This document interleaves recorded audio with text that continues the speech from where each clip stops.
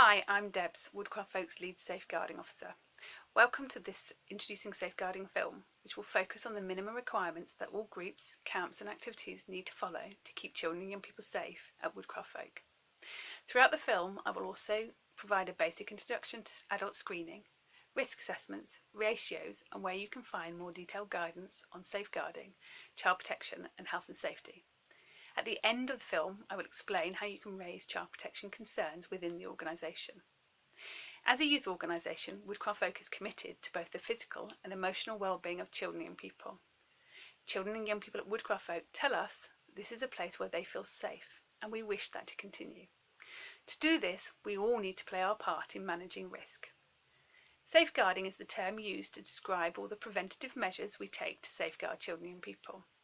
This involves assessing risk and taking steps to manage and reduce risk.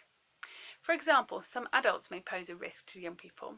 This is a risk we manage by volunteer screening, the checking of criminal records and reference checks. All adults who volunteer more than once a month or attend a residential experience must provide 2 referees and complete a criminal records check.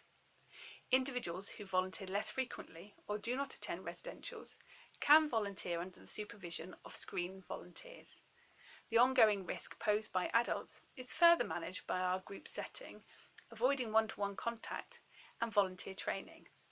Every district and camp must have a designated lead. If you don't know who this is, please ask Folk Office. As volunteers running groups or activities, you must have at least 2 screened adult members present during all activities and have written a risk assessment for your venue and all activity types. Every time you go somewhere new or do a completely new type of activity, you will need to update your group risk assessment. So just to be clear, you do not need a separate risk assessment for every game you play, but a generic assessment for the risks posed by games in a hall.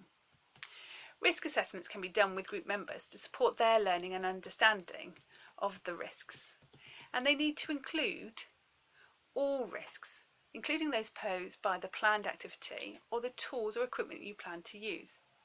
The venue in which you meet may also have risks, such as slippery floors, wires, gym equipment on the wall or other users, all of which should be noted alongside how you intend to manage the risk.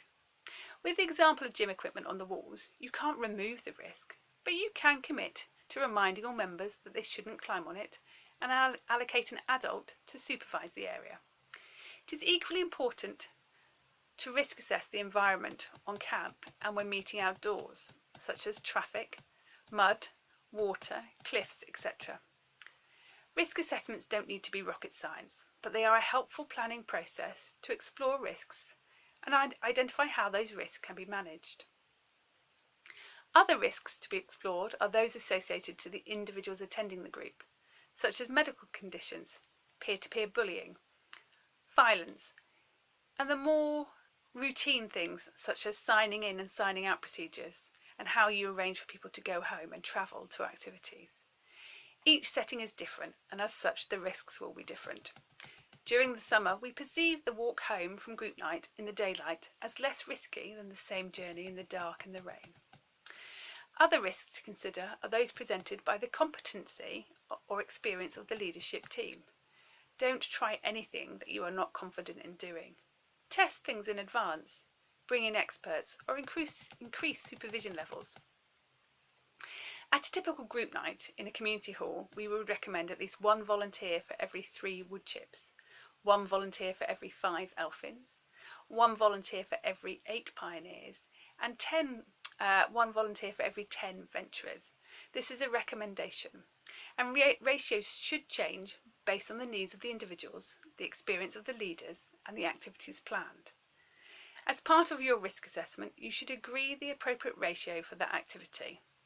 A film night in a hall requires less supervision than a night walk in the woods or an elfin spoon whittling session.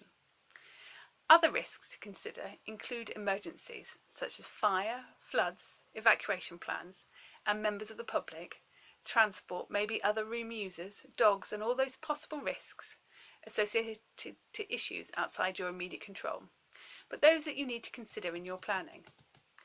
In your risk assessment, include alternative plans, the things that you will do if the weather prevents your original plan going ahead.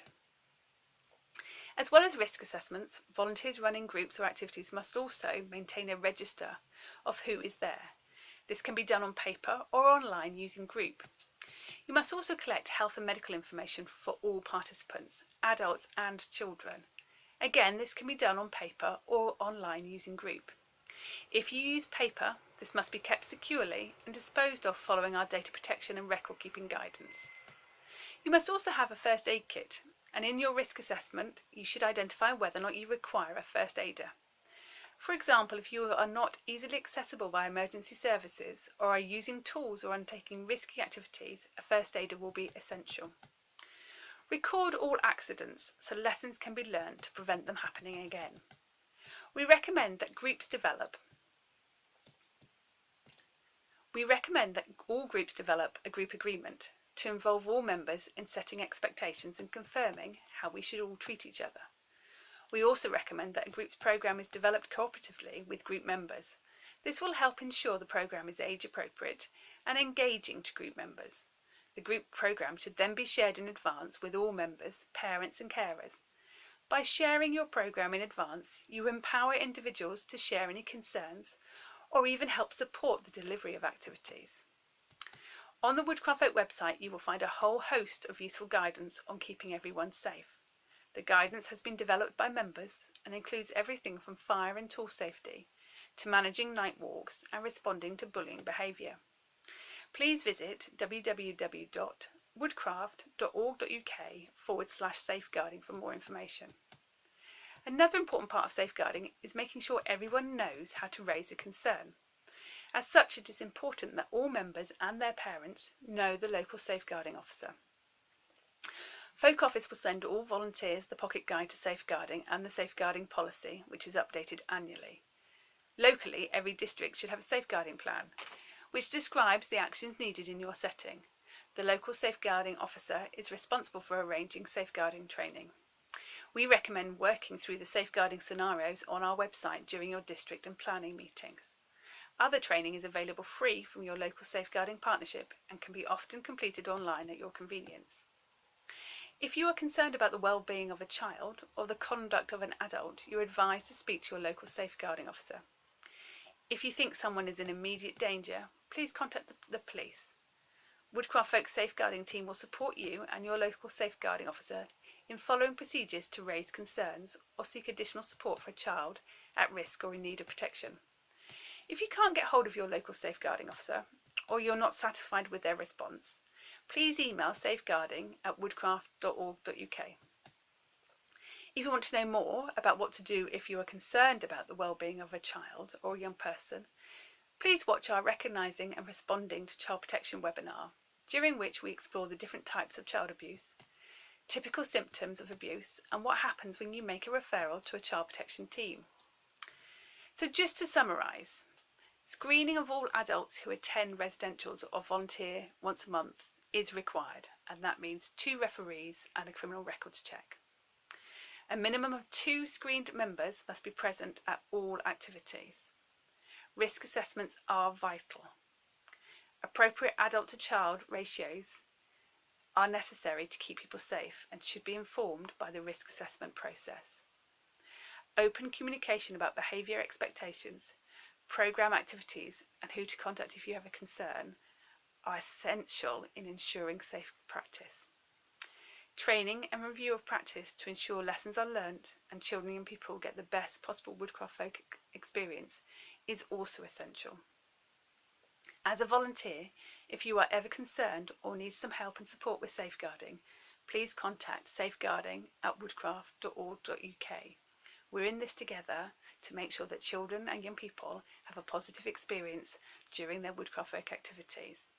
Thank you, and again, if you have any questions or need any support, please contact safeguarding@woodcraft.org.uk.